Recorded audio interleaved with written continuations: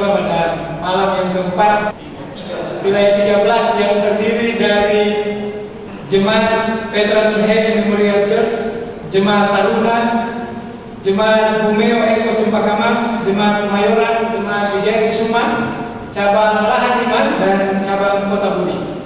Senang sekali bertemu dengan saudara-saudara pada malam ini. Itu semua karena berkat dan kasih Tuhan saja. Bapa Semawi, Tuhan Allah di surga, kami puji nama Tuhan pada malam hari ini. Oleh karena rahmat dan kemurahan Tuhan yang sudah memimpin mendengarkan kami sepanjang hari aktivitas yang kami lakukan, dan Engkau boleh bersama-sama dengan kami sehingga berkat itu boleh mengalir bagi masing-masing kami hingga pada saat ini, sehingga Engkau boleh menuntun kami untuk bertiba di rumah Tuhan yang kudus ini untuk mengikuti kebaktian kebenaran. Siap untuk mendengarkan firman Tuhan yang sebentar akan disampaikan oleh hamba Tuhan Pendeta Hasibuan. Kiranya melalui firman Tuhan yang akan dibagikan kepada kami, kiranya itu boleh menjadi bibit-bibit yang baru, dan bibit boleh bertumbuh dengan baik sehingga akan menghasilkan buah yang baik, dan kami boleh semakin mengenal Tuhan di dalam firman kami. Demikian juga Tuhan kami berdoa untuk pembicaraan dan pembahasan mengenai kesehatan. Tuhan juga memberkati bahwa acara agar dengan apapun yang akan disampaikan kepada kami, biarlah itu dapat memberikan kekuatan dalam tubuh jasmani kami, sehingga kami Tuhan dapat melakukan hal yang terbaik di dalam kehidupan kami. Tuhan bagi umat-umat Tuhan yang masih dalam perjalanan untuk menuju tempat ini. Demikian juga para tamu-tamu kami yang akan datang untuk mengikuti mendengarkan firman Tuhan pada malam hari ini. Biarlah kiranya Engkau boleh memberikan perlindungan kebenaran agar kami boleh tiba di tempat ini dengan selamat. Kami boleh disedarkan lewat firman Tuhan yang akan disampaikan oleh hamba Tuhan. Terima kasih Tuhan oleh karena Engkau sudah menyediakan telingamu untuk mendengar doa yang kami sampaikan. Biarlah kiranya Engkau boleh memberkati kami. Ampuni kami Tuhan dari segala dosa pelanggaran kami, agar kami layak untuk menerima berkat-berkat yang Kau sudah sediakan yang boleh menjadi bagian kami. Inilah yang menjadi doa dan permohonan kami. Doa ini kami persembahkan kepadamu di atas nama Yesus yang menjadi Tuhan dan Juru Selamat kami. Amin. Saya mau uji saudara malam ini. Di khotbah yang disampaikan tadi malam, pembicara menyebutkan bahwa beliau sudah 15 tahun setiap pagi meminum sesuatu. Ada yang bisa beritahukan saya? Boleh berdiri? Apa yang diminum? Air putih? Ya? Wah, jeruk nipis. Terima kasih. Sebentar Bapak akan dapat hadiah.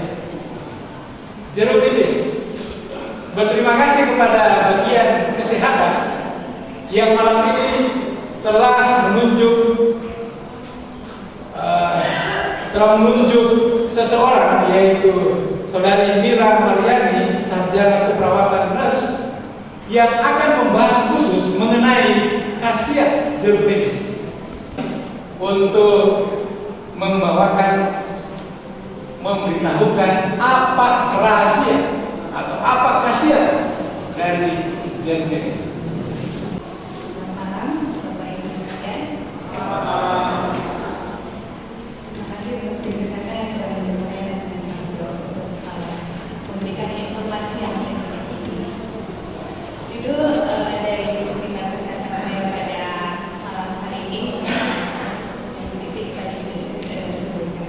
Saya beri judulnya pilih yang alami atau maunya kimia. Yang diciptakan Tuhan itu sudah menciptakan segala sesuatu di dunia ini bisa begitu sempurna. Namun setelah manusia jatuh ke dalam dosa, perkembangan ilmu pengetahuan, perkembangan teknologi mengakibatkan banyak dari kita menganggap remeh akan ciptaan Tuhan yang sempurna itu, atau hanya pertumbuhan dikit kok, hanya kelebihan 2 kilo, nggak apa-apa deh. Terusan kemudian pertumbuhan kolesterol tinggi, kena stroke. Pada malam hari ini, dari buah yang kecil ini saya harap kita memperoleh banyak teman-teman, apa sih kandungan dari buah jeruk nipis ini? Kita lihat di slide ini ya, ada asam citrun, air, vitamin C, minyak atsiri, kalsium, fosfor, asam amino, linalol, limonel, flavonoid, dan sebagainya. Di dunia ini ada sekitar 1.300 jenis buah jeruk. Namun ternyata yang paling banyak manfaatnya adalah buah jeruk nipis ini. Kecil memang bentuknya, rasanya pun nggak manis kayak jeruk meda, jeruk pontianak. Bahkan dulu aja saya nggak tahu ini ada manfaat kesehatannya, karena yang saya tahu mama saya kalau masak harus ada jeruk nipis dan ada telur jeruk. Jeruk nipis dia pakai untuk mencuci ayam, ikan supaya nggak anyir katanya. Kalau daun jeruk itu biasa orang Manado selalu pakai untuk bahan. Ternyata dalam satu jeruk nipis itu mengandung 35 sampai 37 miligram vitamin C yang terkandung. Sedangkan manusia sebenarnya hanya membutuhkan 90 saja. Jadi kalau di iklan-iklan kan suka ada ini vitamin C dengan dosis tinggi 1000 mg yang dipakai sama tubuh cuma 90, terus sisanya kemana? Karena tubuh juga selain tidak memproduksi vitamin C, tubuh juga tidak menyimpan vitamin C sebagai cadangan. Kalau udah kelebihan ya udah dibuang melalui langsmi. Jadi kita nggak perlu ya beli minuman yang katanya dosis tinggi vitamin C itu. Lalu ada kalsium, ada kalium. Itu Pak, ini berfungsi untuk pembentukan tulang, baik tulang rawan maupun tulang sebagai pengikat. Dan kalium itu bagus untuk jantung.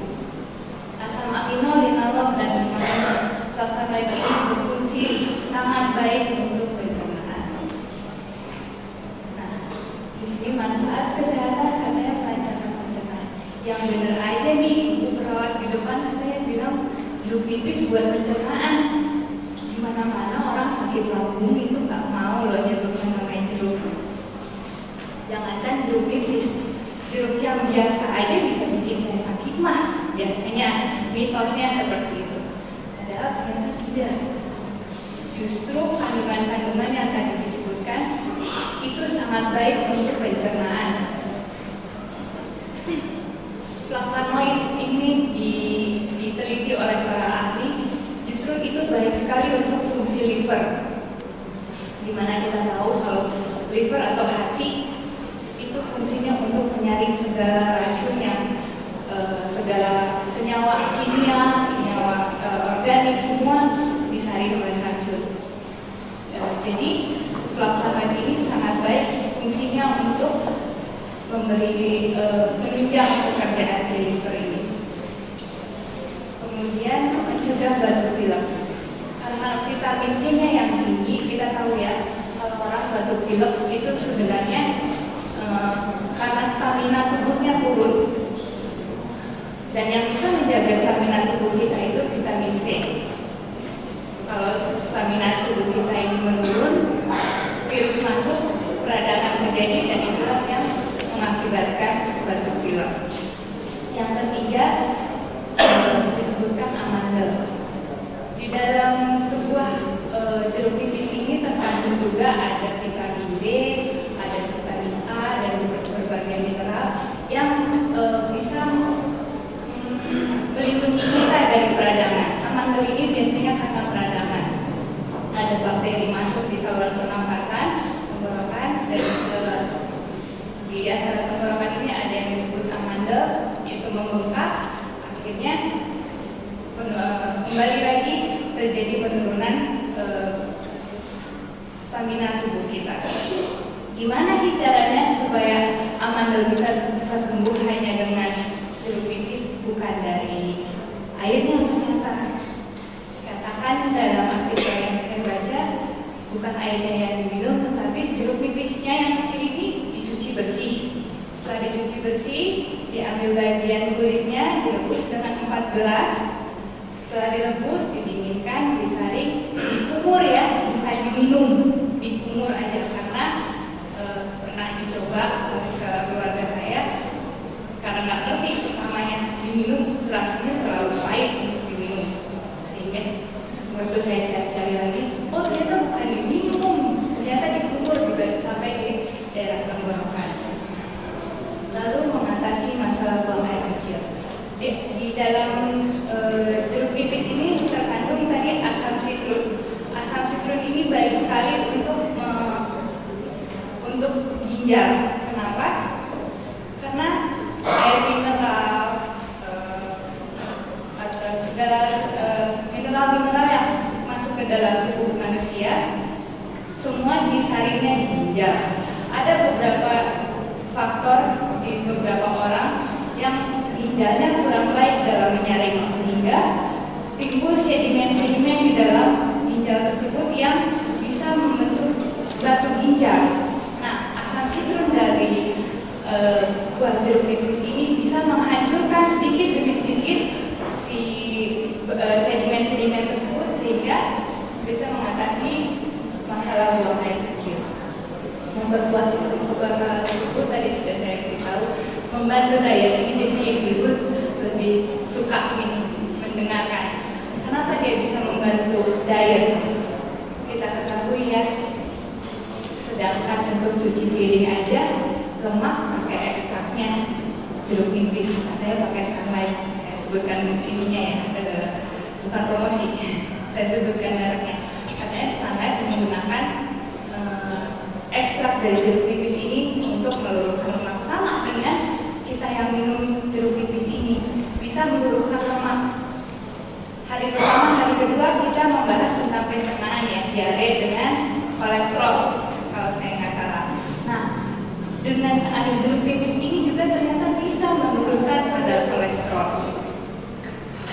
Jadi kandungan flavonoid tadi yang sudah saya sebutkan itu dapat menurunkan lemak dan menurunkan kolesterol. Kalau kolesterol sudah turun, otomatis tekanan darah juga bisa turun. Terus kita dapatnya di mana selain kalau tidak benar cara mengkonsumsinya, ya memang akan menjadi masalah. Yang dapat kita yang mendapatkan manfaatnya jangan begitu dengan cara saat bangun pagi hari kita mencampurkan segelas air hangat dengan setengah jeruk nipis ukurannya kecil, lalu diminum. Ingat, dengan air hangat, jangan dengan air panas, soalnya nanti jangan bisa terbakar. Atau jangan juga dengan air dingin, karena itu akan berubah sifat. Karena sebenarnya si jeruk nipis ini, walaupun sifatnya maksudnya walaupun rasanya asam, dia mempunyai sifat yang basah. Jadi lambung kita sifatnya sudah asam.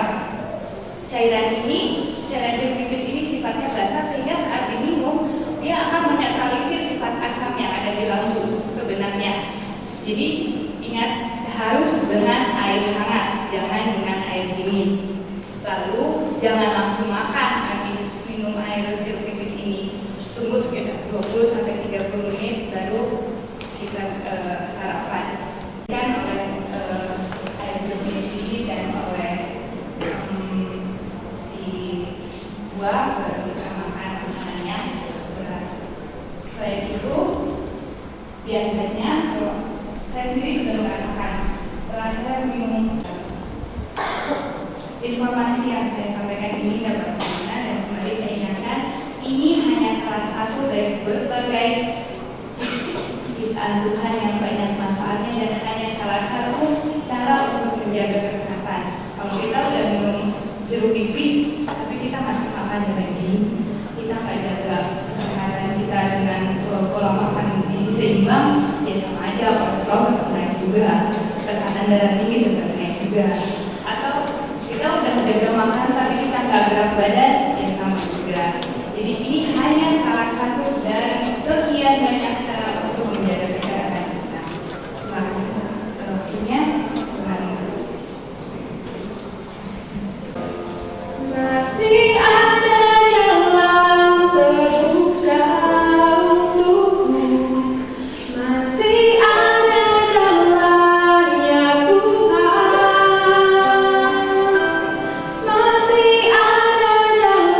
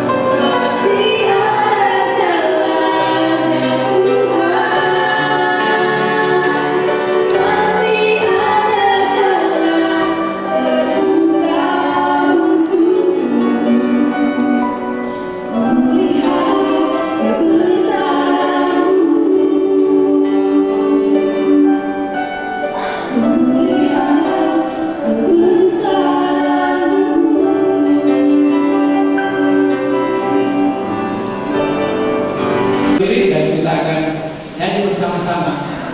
Bukalah hatimu.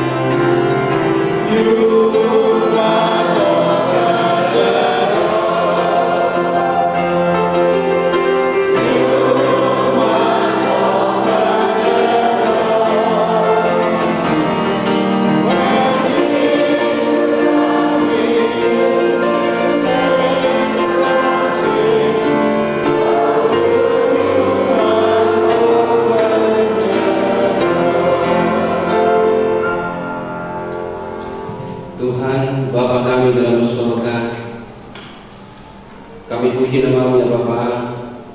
Kami sembah Engkau Allah yang sungguh-sungguh memberkati kami. Malam ini ketika kami sudah tiba di rumah Tuhan yang kudus ini, rindu mendengarkan firman Tuhan kembali. Untuk itu Tuhan, kiranya Roh Kudus-Mu menuntun hati pikiran kami, Amin. memberikan kami pengertian dari surga. Bersabdalah Engkau Tuhan melalui bibir dan lidah hamba-Mu, agar firman yang akan disampaikan penuh dengan berkat dan kuasa boleh memberikan sukacita dan mengubah kehidupan kami. Dalam nama Yesus Tuhan dan Juru Selamat kami berdoa. Amin. Amin.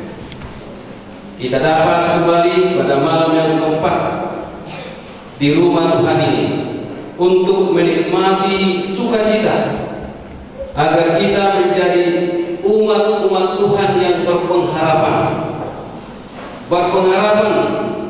berharap menjadi anak-anak Tuhan dan menjadi pewaris kerajaan surga. Allah itu sangat peduli dengan anak-anaknya. Itulah sebabnya Dia membuat aturan-aturan di dalam kitab suci ini mengenai makanan apa yang boleh kita makan dan makanan apa yang tidak boleh kita masukkan ke dalam tubuh kita ini yang bisa menajisi akan milik Tuhan ini, tubuh kita ini. Harus dijaga baik-baik. Saya tidak tahu ada yang membaca dalam buku Imamat pasal 11 tadi malam ataupun mungkin satu hari ini. Di sana dijelaskan makanan-makanan yang boleh dan makanan-makanan yang tidak boleh, baik itu hewan, baik ikan, baik burung dan lain sebagainya. Di sana dibuat batas-batas yang boleh kita nikmati dan yang tidak boleh kita nikmati. Dan aturan itu tetap kekal selama-lamanya. Tidak ada satu iota, satu titik, satu kata pun yang berubah meskipun Yesus datang ke mana? Ke dunia ini. Tidak ada serta-merta firman Tuhan itu, hukum Tuhan itu disalibkan di kayu salib ketika Yesus disalibkan. Karena Yesus mengatakan dalam Matius pasal 5 ayat 17-18, jangan kamu menyangka aku datang ke dunia ini untuk menyediakan hukum Taurat dan kitab para nabi. Selagi masih ada langit dan bumi, satu iota dan satu titik pun tidak ada yang berubah. Tidak ada. Jadi Dia datang menggenapi, bukan meniadakan. Menggenapi karena ada janji. Ya, Dia harus datang ke dunia ini. Lalu itu harus ditepati, digenapi janji itu, bukan meniadakan. Jadi mari kita perhatikan baik-baik. Mari kita renungkan firman Tuhan, ya, agar kita menjadi anak-anak yang kudus di mata Tuhan. Saya sibuk kemarin harus bersedia dan siap mengambil satu keputusan yang radikal demi keselamatan kita. Jangan takut bagaimana nanti suami saya, bagaimana nanti istri saya, bagaimana nanti keluarga saya. Saya nanti akan dibenci kalau saya mengikuti Yesus. Memang harus dibenci. Dunia akan membenci anak-anak Tuhan. tetapi dari mana? Dari surga. Jadi memang dibenci, tetapi bukan karena kita membuat supaya kita dibenci, bukan karena kehendak kita itu, tetapi otomatis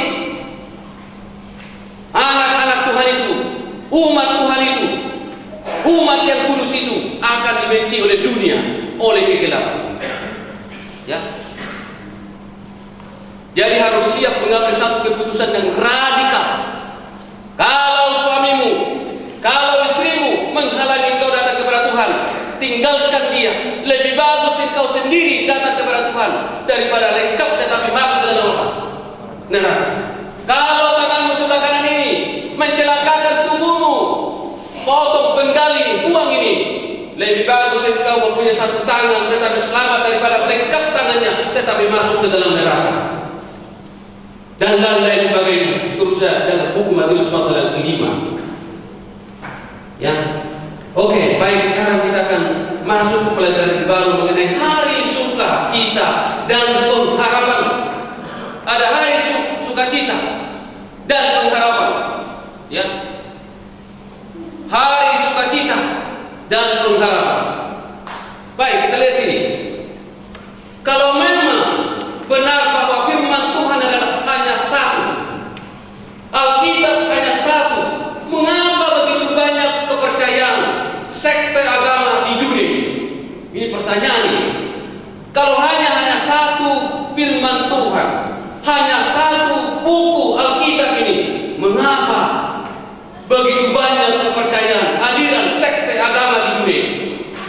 Ada yang beragama hari Rabu, ada yang beragama hari Jumat, ada yang beragama hari Minggu, ada yang beragama hari Sabtu, dan lain-lain sebagainya. Yang hari Sabtu pun ada bermacam-macam juga, ada apalagi hari Minggu. Ada banyak agama-agama sesuai dengan kepercayaan masing-masing di hari-hari lain juga. Kenapa? Ada puluhan bahkan ratusan sekte agama di dunia ini, sehingga seakan-akan firman Tuhan itu mengacaukan. Seakan-akan, apakah benar firman Tuhan mengacaukan sehingga begitu banyak kepercayaan, begitu banyak agama di atas dunia ini? Yang jelas, Allah itu bukanlah Allah yang kacau atau yang mengacaukan pikiran manusia. Sebaliknya, Allah yang kita sembah, Allah yang menginginkan kesatuan dari dahulu hingga selama-lamanya.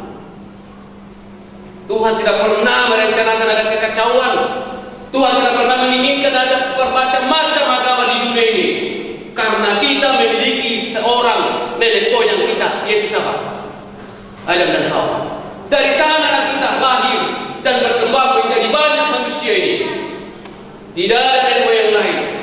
Kepada dialah diberikan petunjuk, kepada Adam dan Hawa diberikan pendidikan, pengajaran, dan iman dikaruniakan kepada mereka itu sesuai dengan firman Tuhan ini. Tetapi kenapa sekarang begitu banyak sekte dan aliran di atas dunia ini? Yohanes 1:26, barang siapa mengatakan bahwa ia ada di dalam dia, ia wajib hidup sama seperti ia, yaitu Yesus telah hidup. Ya, memang banyak sekarang ini agama dekat penduduk. Ya, memang sekarang juga ada banyak kartu penduduk orang. Ada dua, dan bangga orang kalau mempunyai kartu penduduk lebih dari satu. Bangga. Mudah-mudahan tidak ada di dalam gereja ini yang mempunyai lebih dari satu kartu penduduk. Tetapi ada yang bangga kartu penduduknya ada 3. Bangga dia. Padahal dia warga negara di Jakarta ini, penduduk Jakarta ini, ya. Tapi ada juga kartu penduduk di Kalimantan. Dari Kalimantan, ada juga kartu penduduk dari Sumatera, dari mana-mana. Ya, jadi itu hanya sejauh kartu penduduk. Jadi banyak juga orang sekarang ini agama di kartu penduduk. Ya, dia agamanya ini tapi tidak pernah dia pergi ke gereja, tidak pernah dia ikut beribadah. Kalau ditanya apa agama, Kristen. Kristen apa? Kristen ini dan lain sebagainya. Tetapi yang kita mengatakan, barang siapa mengatakan bahwa ia ada di dalam Yesus Kristus, ia wajib hidup sama seperti dia, seperti Yesus Kristus telah hidup. Jadi kalau kita mengaku sebagai orang Kristen, hiduplah sebagai orang Kristen. Kekacauan terjadi karena manusia itu sendiri tidak hidup seperti yang Tuhan ajarkan.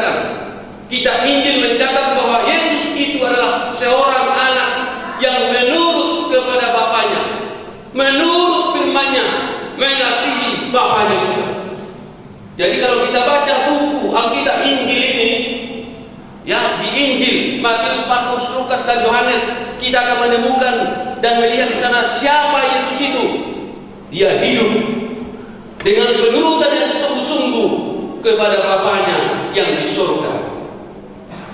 Yohanes 19:10, jikalau kamu menuruti perintahku, kata Yesus, kamu akan tinggal di dalam kasihku, seperti aku menuruti perintah Bapakku dan tinggal di dalam kasihnya.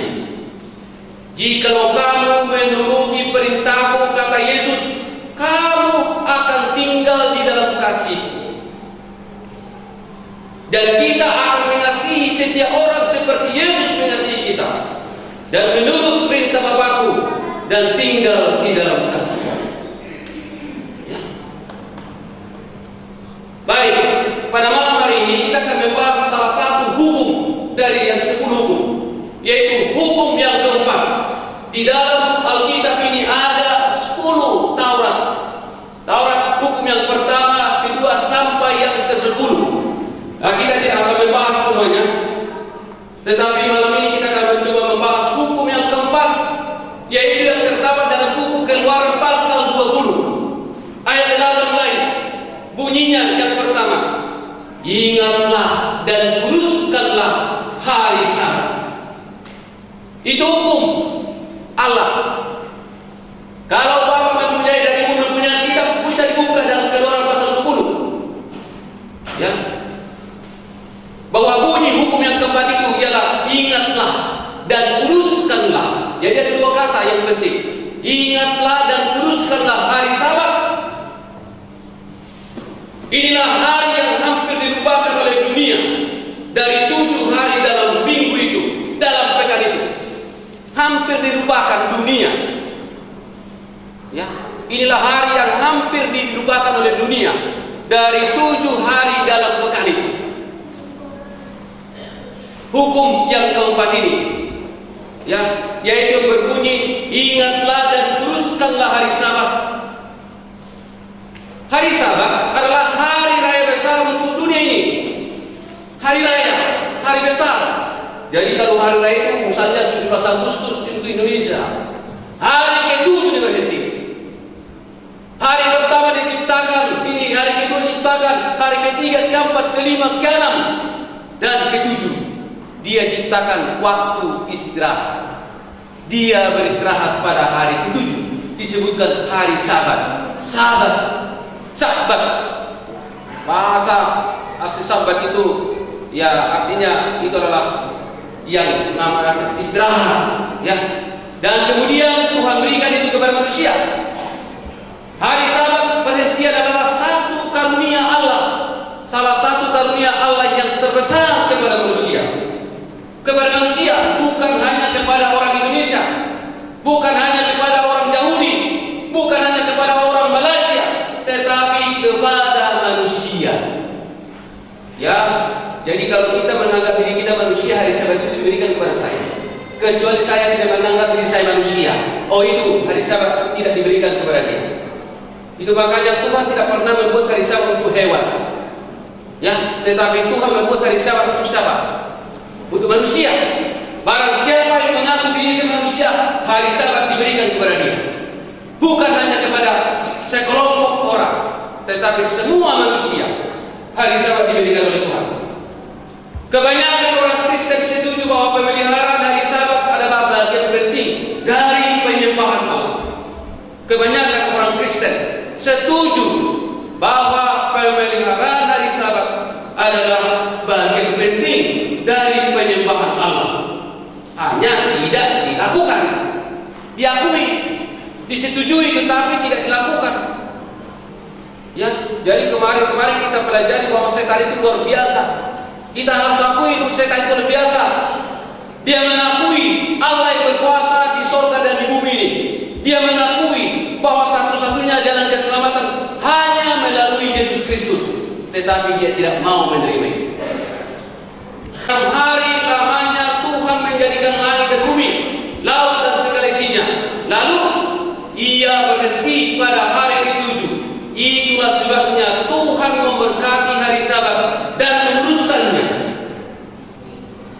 Jadi Tuhan bekerja 6 hari, menciptakan segala sesuatunya termasuk manusia. Jadi manusia dulu dibuat baru ada hari Sabat. Sebab manusia diciptakan hari keberapa? Hari ke-6. Ya, hari ke-6. Lalu Tuhan berikan itu hari Sabat untuk manusia. Jadi Sabat dulu baru manusia. Manusia dulu baru apa? Sabat maksud saya. Manusia dulu diciptakan baru hari Sabat. Jadi 6 hari lamanya Tuhan menjadikan langit dan bumi, laut dan segala isinya. Lalu Ia berhenti pada hari ke-7. Hari ke-7 adalah Sabat, hari Sabat. Itulah sebabnya Tuhan memberkati hari Sabat dan menguduskannya. Tetapi hari ke-7 adalah hari Sabat Tuhan Allahmu. Apa yang tidak boleh lakukan sana? Maka janganlah kamu melakukan suatu pekerjaan. Ingat ini ayat 10 ini. Hari Sabat adalah hari ke-7 adalah hari Sabat Tuhan Allah kita. Lalu dikatakan janganlah melakukan sesuatu pekerjaan. Engkau atau anakmu laki-laki, atau anakmu perempuan, atau hambamu laki-laki dan perempuan, atau hewanmu. Kenapa disinggung ini hewan? Kalau ini ditulis Alkitab ini zaman kita dengan angkotmu, ayat 3. Kalau ini ditulis Alkitab sekarang, baik anak laki-laki, hambamu, perempuan dan laki-laki, termasuk angkotmu. Itu harusnya kalau ditulis itu Alkitab zaman kita. Tetapi zaman dahulu itu tidak ada angkot, yang ada apa? Membajak hewan. Jadi dipakai membajak dan membawa itu beban ataupun ya tidak ada yang dirubah, tidak ada yang dihapus selagi masih ada dunia ini. Ya, dan dunia ini tidak akan pernah habis.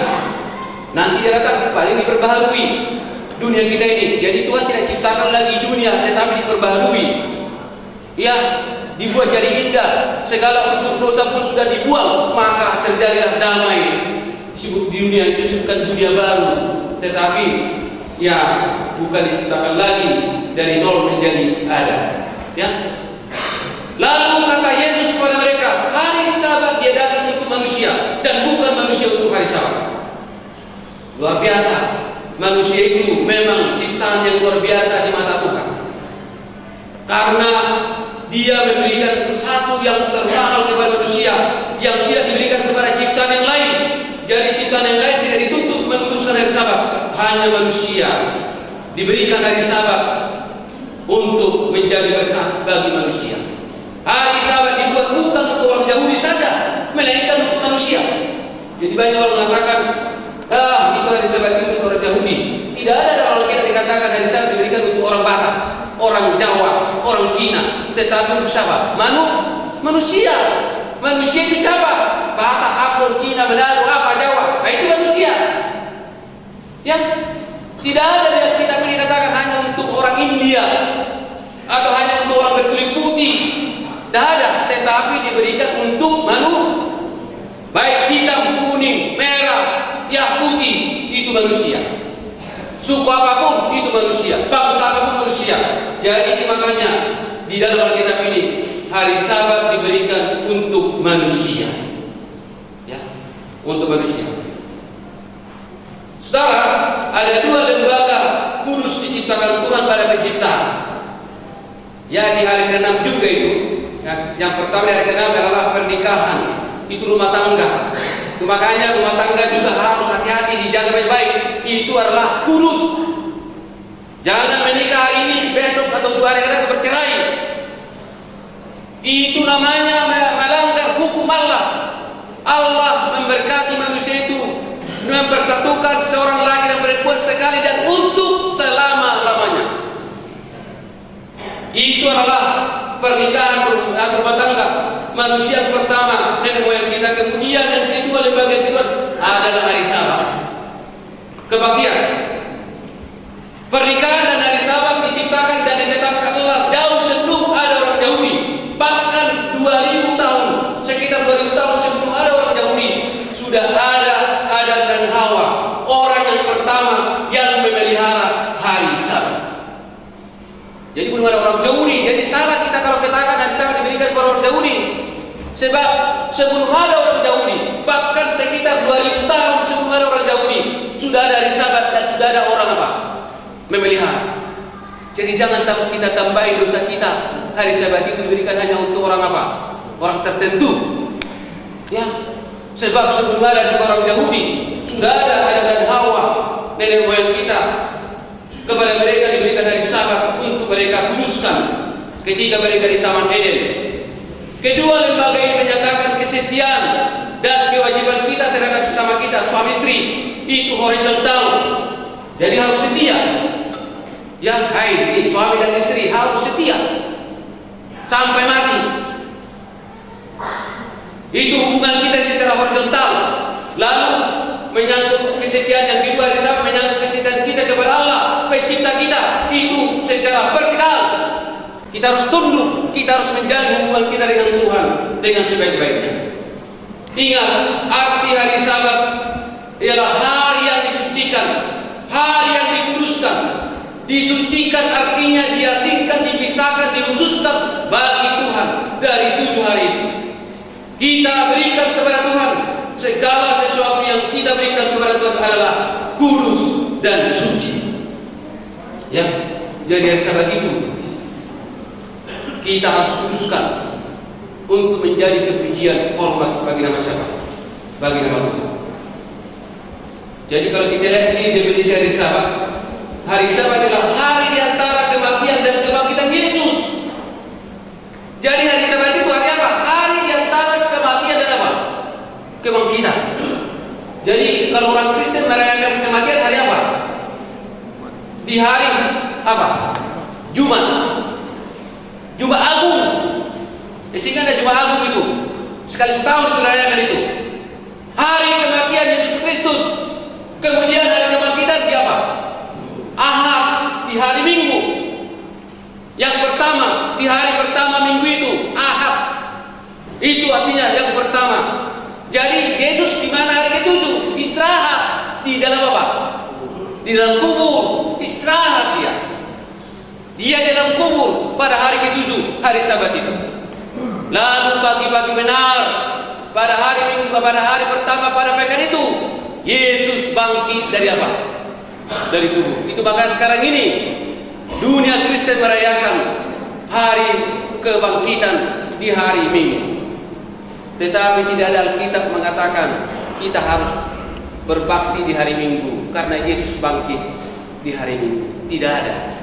Boleh Bapak Ibu baca mulai dari buku Kejadian sampai Wahyu. Hati-hati. Dalam Wahyu mengatakan jangan ada coba-coba menambah. Kalau ada yang menambah satu kata pun dengan perkataan yang Nabi akan ditambahkan apa? Malapetaka. Dan bila ada yang mengurangi satu kata satu iota pun akan dicabut haknya untuk duduk dalam kerajaan Allah. Di dalam apa? Dalam kota yang kudus itu.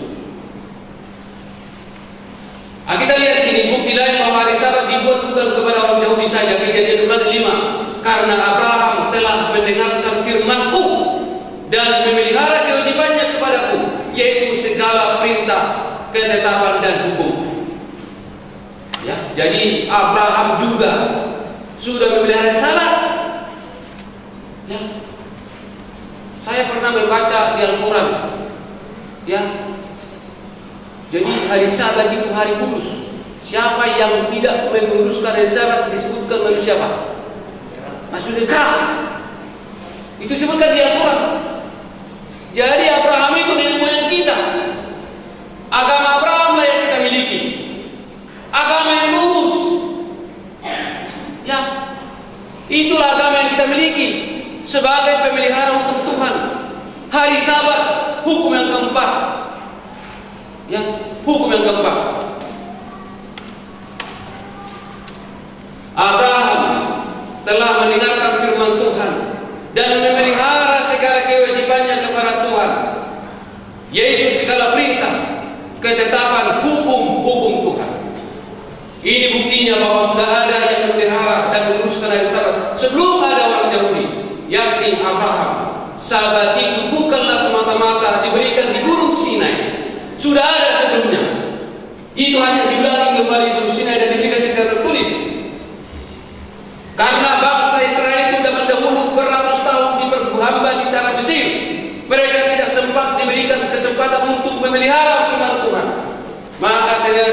mereka juga terbiasa dengan kehidupan di sana. Lain sebabnya Tuhan melepaskan mereka dari tanah Mesir, tanah perambaan menuju tanah Kanaan yang penuh dengan susunan batu, dan di perjalanan mereka dididik, yang dididik oleh Tuhan, dan diingatkan kembali tuntutan-tuntutan hukum Allah, dan salah satu di antaranya apa? Hari Sabat. Itu makanya di sekitar Gunung Sinai itu, disitulah Tuhan memberikan Taurat ini kepada bangsa Israel melalui Musa yang memimpin mereka ketika itu, dan disampaikan kepada bangsa itu, dan mereka pun berjanji untuk menurutinya. Tidak ada yang dirubah oleh Yesus dari hukum-hukumnya. Matius pasal 5 ayat 18 yang kita sudah bacakan, tidak ada satu kata pun, satu titik pun tidak ada yang dirubah oleh Tuhan, karena itu adalah kekal selama-lamanya. Sabat di dalam perjanjian baru, Yesus berkata, hari Sabat diadakan untuk manusia dan bukan manusia untuk hari Sabat. Itu menjadi berkat kepada umat manusia. Lalu Yesus menyatakan dengan caranya memelihara Sabat bahwa berbuat kebajikan adalah dibenarkan pada hari Sabat. Jadi hari Sabat itu diberikan untuk menjadi berkat, ya, bagi manusia. Karena di sana kita akan bisa berbuat baik, mengasihi sesama kita, ya, menolong sesama kita, mengunjungi orang-orang sakit pada hari itu, dan beribadah kepada Tuhan, mendengarkan Tuhan berfirman bagi kita, menikmati berkat-berkat di sana. Sedikit pun tidak ada pernyataan dalam perjanjian baru bahwa hari Sabat yang suci dan milik Allah itu telah dikesampingkan atau dihapuskan. Al-Masih, Yesus Kristus yang kita sering sebutkan namanya, dia beribadah, dia berbakti pada hari Sabat. Lihat Lukas pasal 4:16. Yesus datang ke Nazaret, tempat ia dibesarkan, dan menurut kebiasaannya pada hari Sabat ia masuk ke rumah ibadah, lalu berdiri hendak membaca dari firman Allah. Jangan buat manusia menjadi teladanmu. Jangan buat seorang imam menjadi teladanmu. Jangan buat seorang pendeta menjadi teladanmu. Tetapi buatlah Yesus menjadi apa? Teladan kita. Pendeta banyak dosanya, imam manusia banyak dosanya, pimpinan gereja banyak dosanya, tetapi Yesus, dan hanya Yesuslah yang pernah hidup di dunia ini tidak pernah melakukan apa? Dosa. Dialah teladan kita. Kalau dia berbakti hari Selasa, mari kita berbakti hari Selasa. Kalau dia berbakti hari Rabu, mari kita berbakti hari Rabu. Kalau Yesus berbakti hari Sabat, mari kita berbakti apa? Hari Sabat. Bagaimana ada ini? Ya, adakah di dalam Alkitab ini hari Pacar? Kalau Yesus berbakti hari Kamis, kalau ada, mari kita berbakti, meninggalkan pekerjaan kita di hari Kamis. Tetapi Yesus berbakti di hari Sabat dan meninggalkan segala pekerjaannya, berhenti dari pekerjaannya. Kemudian ada beberapa wanita, Lukas 23:56, dan setelah pulang menyediakan rempah-rempah dan minyak mur, dan pada hari Sabat mereka beristirahat menurut hukum Taurat. Ini beberapa perempuan ketika zaman Yesus, mereka setelah pulang dan menyediakan rempah-rempah katanya dan minyak mur, lalu pada hari Sabat mereka beristirahat sesuai atau menurut hukum Sabat, hukum Taurat. Jadi Yesus pun berhari Sabat, berhenti hari Sabat, meninggalkan pekerjaannya, berhenti dari pekerjaannya. Beberapa wanita juga mengikuti teladan Yesus, karena itulah tertulis dalam firman Tuhan. Rasul-rasul, apakah Rasul Paulus, Rasul Petrus, banyak rasul dalam kitab ini, dengan rombongannya katanya mengadakan kunjungan dari satu desa ke desa yang lainnya, dan pada hari Sabat mereka masuk rumah ibadat dan mereka diminta untuk berkhotbah di sana. Bukti lain mengapa kita menguruskan Sabat, Yesaya 20 ayat 12 dan 20. Hari-hari Sabatku juga kuberikan berikan kepada mereka menjadi peringatan di antara aku dan mereka, supaya mereka mengetahui bahwa akulah Tuhan yang menguruskan mereka. Uruskanlah hari-hari Sabatku, sehingga itu menjadi peringatan di antara aku dengan kamu, supaya orang mengetahui bahwa akulah Tuhan Allahmu. Jadi mengapa kita menguruskan Sabat? Supaya kita tahu siapa Allah kita. Allah yang menciptakan langit, bumi, laut dan segala hal isinya. Allah yang berhenti pada hari Sabat. Itulah Allah yang kita sembah. Bukan Allah yang berhenti hari Jumat, bukan Allah yang berhenti hari Rabu, tetapi Allah yang berhenti apa? Hari Sabat. Itulah Allah yang kita sembah, yang menciptakan segala sesuatu, termasuk diri kita sendiri. Tuhan menciptakan dan diberikan hari Sabat. Jadi kalau kita sudah tiba hari Sabat, kita akan mengenang kembali Allah pencipta, Allah Maha Besar, Allah Maha Kuasa, yang menciptakan langit, bumi, laut dan segala isinya. Itulah terpujilah nama Tuhan. Sungguh besar kuasamu, Engkau ajaib. Dengan berfirman Engkau bisa menjadikan langit dan bumi. Dengan bersabda Engkau jadilah terang dan matahari, bulan dan bintang. Engkau luar biasa. Itulah yang kita renungkan dan ingat di hari Sabat. Siapa Allah yang kita miliki itu, yang kita sembah itu? Allah yang Maha Besar. Allahu Akbar. Ya, Allah Maha Besar. Itu artinya yang kita Allah Maha Besar, Maha Kuasa, ajaib, mulia, kudus. Itulah Allah yang kita sembah. Yang membuat hari Sabat untuk kita, supaya kita mengenang kembali, merayakan kuasa Allah yang luar biasa. Ya, karena disitulah Tuhan berhenti dari pekerjaannya dan melihat ciptanya itu sudah sempurna. Dia senang, karya pekerjaannya itu dia lihat sempurna. Manusia pun sempurna, ganteng dan cantik Adam dan Hawa itu. Hidungnya mancung, ya, tidak terlalu gendut dan tidak terlalu kurus, tidak terlalu tinggi dan tidak terlalu pendek. Luar biasa. Ya, dia lihat Hawa itu cantiknya bukan main. Wah, bukan karena tidak ada tandingannya ketika itu, tapi memang kalau sudah dulu Tuhan mengatakan sempurna adanya, tidak perlu lagi dikoreksi. Tapi kalau pendahulu mengatakan sempurna, pasti perlu dipertanyakan. Kacamata apa yang dipakai hormat itu, makanya dia mengatakan dia apa? Sempurna. Tapi Tuhan sudah mengatakan sempurna adanya. Itulah karya tangan Tuhan itu. Ya, itulah karya tangan Tuhan itu. Sampai kapan kita harus menyerah Sabat? Yesaya 66 ayat 23. Sebab sama seperti langit yang baru dan bumi yang baru akan kujadikan itu tetap tinggal di hadapanku. Demikianlah firman Tuhan. Demikianlah keturunanmu dan namamu akan tinggal tetap. Bulan berganti bulan dan Sabat berganti Sabat. Maka seluruh umat manusia akan datang untuk sujud menyembah di hadapanku, firman Tuhan. Sampai kapan? Selama-lamanya akan kita menyembah Tuhan. Walaupun nanti kita sudah di surga bersama Tuhan, tetap Tuhan itu kita sembah. Karena Dia pencipta, kita ciptanya, kita sembah Dia, kita datang kepada Dia, menghormati Dia sebagai Tuhan kita. Dari bulan ke bulan dan Sabat berganti Sabat, seluruh umatmu akan datang menyembah kepada Saya selama-lamanya.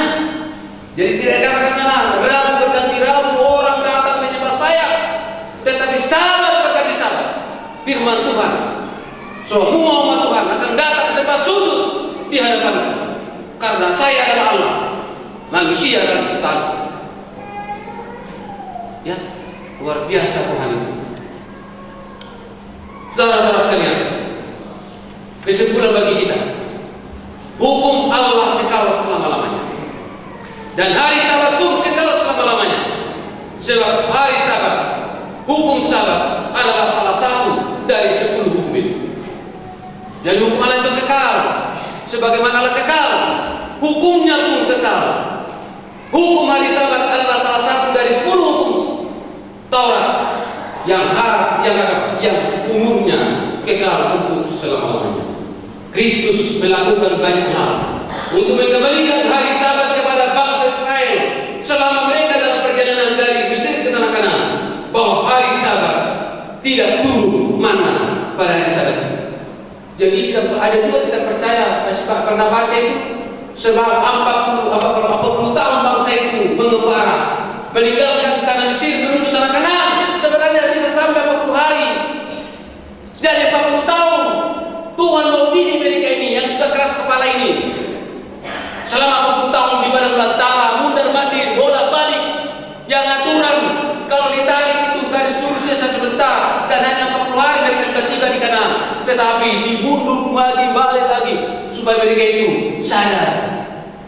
Dan makanannya turun tiap pagi, manna dari surga, makanan malaikat. Tetapi hari Sabat Tuhan katakan pada Musa, Musa, perintahkan kepada bangsa itu, jangan mereka keluar dari rumah, dari kata mereka untuk memungut manna, sebab tidak ada manna turun hari Sabat. Itu makanya di hari Jumat, hari persiapan itu, menjelang untuk hari Sabat, ada 2 kali lipat apa? Manna turun. Biasanya kalau dipungut di hari Kamis 2 kali lipat, busuk. Ada yang ragus. Satu, ada yang tidak percaya kalau besok turun manna itu. 2, ambil balik banyak, disimpan. Lihat sebentar lagi sudah busuk. Memang makanan yang enak itu cepat busuk. Tapi kalau ubi disimpan 1 minggu sudah busuk, karena ubi tidak enak. Tapi coba simpan makanan yang enak-enak itu, yang penuh gizi dan lengkap, langsung busuk itu. Tapi kalau kerupuk disimpan 1 bulan pun sudah busuk. Ya, hai dia. Mana ini makanan surga? Tuhan katakan pungut hanya untuk keperluan 1 hari. Ada yang serakah, ada yang tidak percaya kalau besok datang.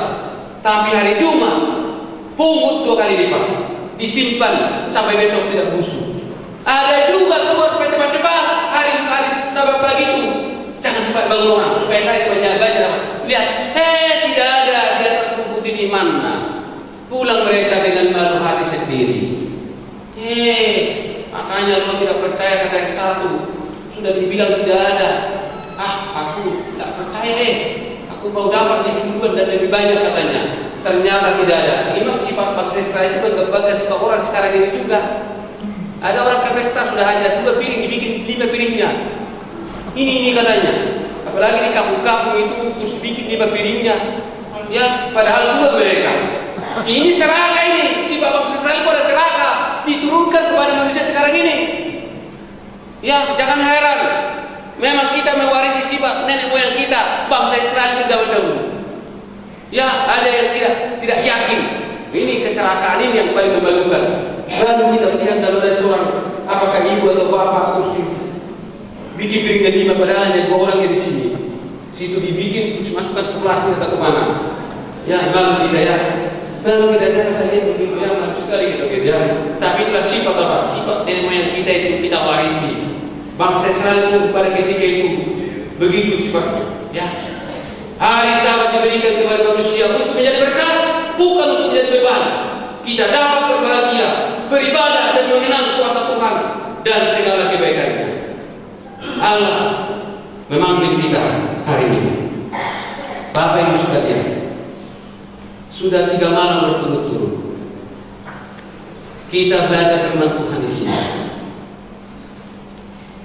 Di akhir dari ibadah kita itu, kita mau berdiri menyatakan kita setuju untuk menerima dan percaya dan mau melakukan akan firman.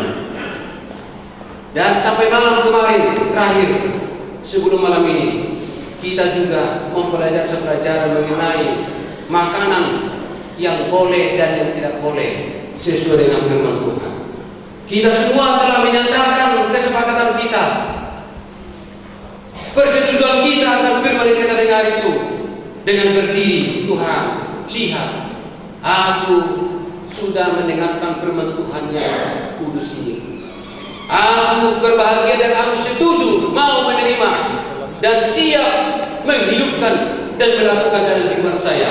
Lihatlah saya Tuhan, saya berdiri di hadapan Tuhan saat ini. Malam ini, Bapak Ibu sekalian, Allah memanggil kita bukan pendeta hormat Hasibuan. Setelah kita mempelajari mengenai hari kebaktian yang Tuhan asingkan, yang Tuhan sudah tapiskan, sudah tentukan sejak penciptaan bumi kita ini, yaitu hari ke-7, hari Sabat, menjadi hari yang kudus. Tuhan berikan kepada kita, ya, supaya kita berbahagia ke dalam perhentian rohani ini. Tuhan mengajak kita agar kita dapat berhenti dari segala pekerjaan kita, untuk dapat mengenal sejenak siapa sesungguhnya Tuhan yang kita sembah itu, yaitu Allah yang Maha Kuasa, Allah yang Maha Besar, Allah yang mulia, Allah yang kudus. Pemelihara dari Sabat adalah suatu lambang dari kekudusan kita. Kita akan dikuduskan. Allah menuntut kekudusan hidup kita masing-masing. Hari Sabat, hari kudus, siapa yang mau masuk di hari Sabat itu akan dikuduskan oleh kekudusan Allah yang sudah disiapkan di hari Sabat itu. Karena di sana kita akan berhenti dari kesibukan kita sehari-hari dan memusatkan pikiran kita untuk mengenang berkat dan kuasa Tuhan yang luar biasa itu, mengenang kekudusan Allah yang disiapkan di hari Sabat itu. Otomatis kita akan disiapkan jika kita datang berbakti kepada Tuhan. Apakah saya harus benci orang lain karena saya harus mengambil keputusan mengikuti engkau menjadi anakku? Saya siap. Kalau saya katakan tadi bapak saya almarhum, apapun kata orang, karena saya tahu inilah yang membuat saya menjadi manusia yang benar di mata Tuhan, saya tidak peduli dengan orang lain. Saya mau ikut Tuhan. Saya mau menjadi anak Tuhan. Saya mau menjadi pemelihara hari kudus Tuhan, karena saya mau dikuduskan. Saya mau meninggalkan perkara dunia ini. Saya mau mengorbankan hal-hal yang bersifat sementara untuk mendapatkan hidup yang kekal. Bagi saudara yang percaya akan firman Tuhan ini, malam ini saatnya saudara-saudara sekalian boleh menyatakan keputusan saudara untuk berdiri dan maju ke depan. Tuhan mau lihat keseriusan kita masing-masing. Kita mau lihat akan keberanian kita masing-masing. Kita mau lihat kerinduan hati kita yang sungguh-sungguh pada malam hari.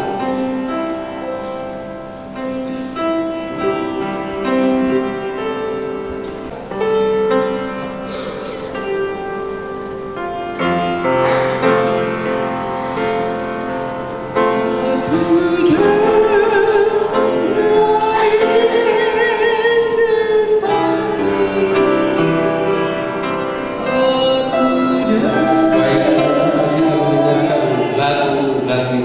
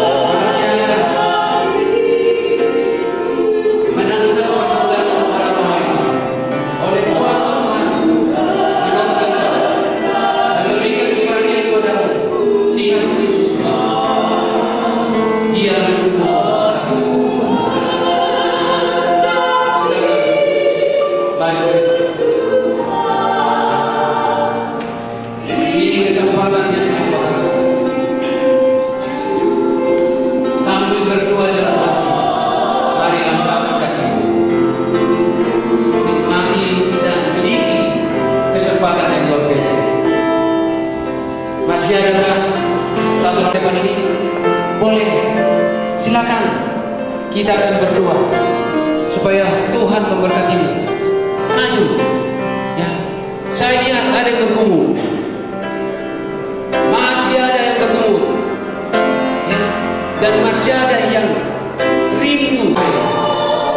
Silakan, silakan. Masih ada kesempatan. Terima kasih. Terima kasih. Tuhan sangat bersukacita. Dia satu jiwa yang siap dan berani mengambil keputusan datang kepada Yesus. Ada lagi yang lainnya? Silakan. Ya. Masih ada.